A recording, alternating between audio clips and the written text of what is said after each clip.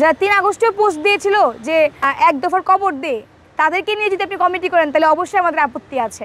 আমাদের বাক্সাসের আমাদের বাংলাদেশ গণতান্ত্রিক ছাত্র সংসদে যারা আছে, এবং আমরা তো বলছি যে আমাদের এখানে ছাত্রলীগ আছে, কিন্তু তারা কোন ছাত্রলীগ সেটা আপনারা খুব ভালো করে জানেন, যে তারা আসলে মানে গণরুম গেস্ট রুমের সময় নির্যাতিত নিপীড়িত ছাত্রলীগ ছিল, যারা শুধু তাদের আবাসন সংকট এবং তাদের মাথা ঠেকানোর জায়গাটা পাওয়ার জন্য তারা ছাত্রলীগ করেছিল, এবং আন্দোলনে তারা খুবই সক্রিয় ভূমিকা পালন করেছে। এবং এমন কোনো ছাত্রলীগ আমাদের বাংলাদেশ গণতান্ত্রিক ছাত্র সংসদের নাই যারা আন্দোলনের ভূমিকা ছিল না।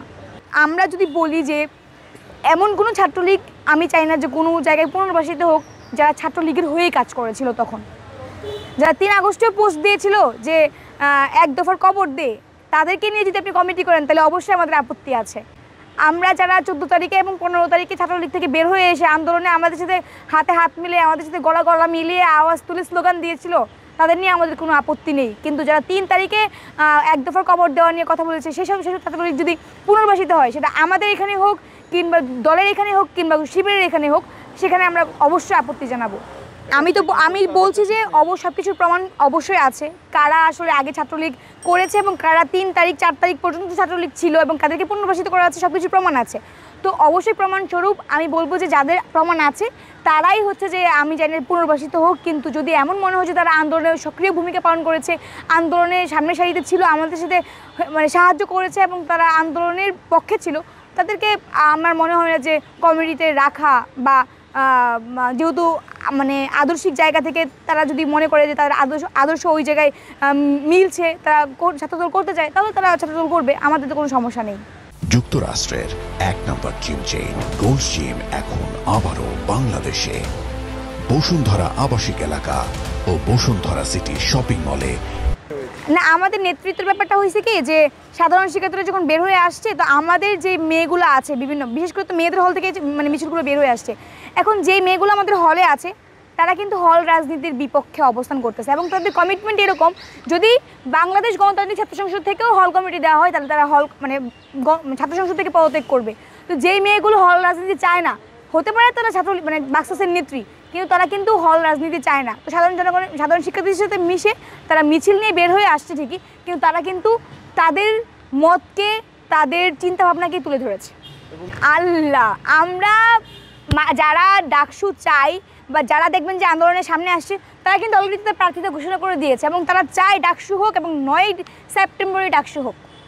আপনারা খুব ভালো করে জানেন যে এই 15 থেকে 17 বছর ছাত্রলীগ কীভাবে হল চালিয়েছে এবং হলের গণরুম গেস্ট রুমের যে কালচার সেটা কীভাবে মানে ছিল।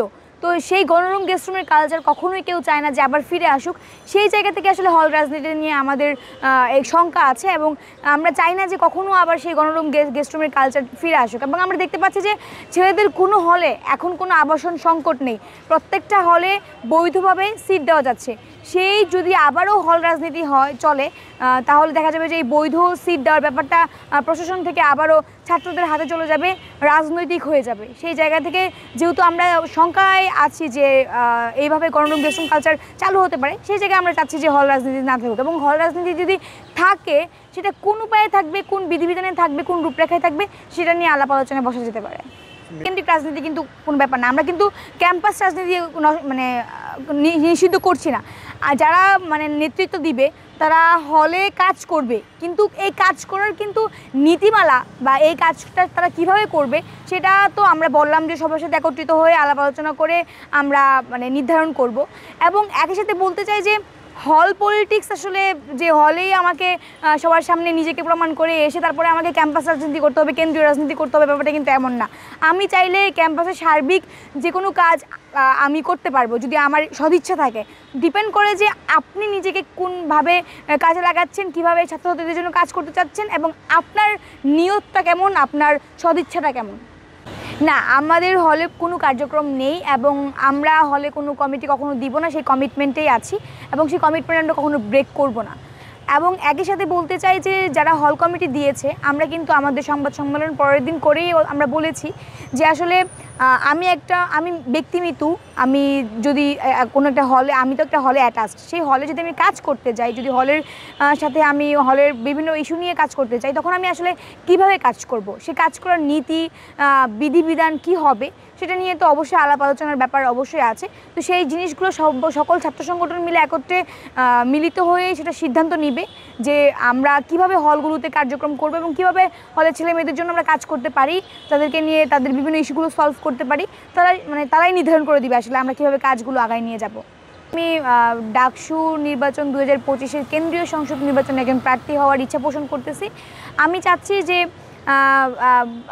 অন্যবারের চেয়ে এই ডাকসুটা আসলে একটু অন্যরকম। আমাদের জুলাই আগস্ট গণ অভ্যুত্থানের পরে আমাদের স্টুডেন্টদের এত আশা আকাঙ্ক্ষার যেই কী বলা যে ফলাফল, সেটা আসলে ডাকসু, এবং সেখানে কিন্তু অন্যান্য বারের চেয়ে প্রার্থিতা অনেক বেশি থাকবে এবং ভোটারদের আগ্রহ অন্যবারের চেয়ে এবার অনেক বেশি। তবে আমি সর্বসাকুল্যে বলতে চাই যে আমি আমার কাজগুলো চলমান রেখেছি। আমি ক্যাম্পাসে যতটুকু ভালোভাবে কাজ করা যায়, যেরকম ধরেন যে ক্যাম্পাসে শাটল সার্ভিসগুলো কীভাবে চলতেছে, কোথায় গেলে ভালো হবে না হবে সেটা নিয়ে কাজ করেছি, পরিবেশ নিয়ে অনেক কাজ করেছি, এবং বর্তমানে আমার পুরো কাজ হচ্ছে যে কমন রুম ক্যাফেটেরিয়া কেন্দ্রিক, যেখানে আসলে শিক্ষার্থীরা একটা মানুষের মানে মৌলিক অধিকারের মধ্যে যদি প্রায়োরিটি লিস্ট করা হয় তাহলে আসলে খাদ্যটা সবার আগে চলে আসে। তো এই খাদ্যের ব্যাপারে আসলে কিন্তু বিশ্ববিদ্যালয় প্রশাসন সবসময় অনীহা দেখিয়ে আসছে। সেই খাদ্যের মানটা কীভাবে ঠিক রাখা যায়, কীভাবে সুষম খাদ্য শিক্ষার্থীদের মধ্যে সবসময় মানে পেতে পারে, সেই জায়গাগুলো নিয়ে কাজ করছে, এবং পরিবেশগত দিক থেকে কীভাবে হাইজিন মেনটেন করে বিশ্ববিদ্যালয়ের প্রত্যেকটা জায়গায় তারা খাবার পেতে পারে, সেই দিকটা নিয়ে মানে আমি আগাচ্ছি আর কি। আমরা ডাকসুর পক্ষে জোরালো অবস্থানে আছি। ডাকসু আমরা চাই সেখানে যে কোনো পক্ষ বানচাল করতে আসলে আমি মিতু ব্যক্তিগতভাবে তার বিপক্ষে অবস্থান নিব এবং প্রতিবাদ জানাবো।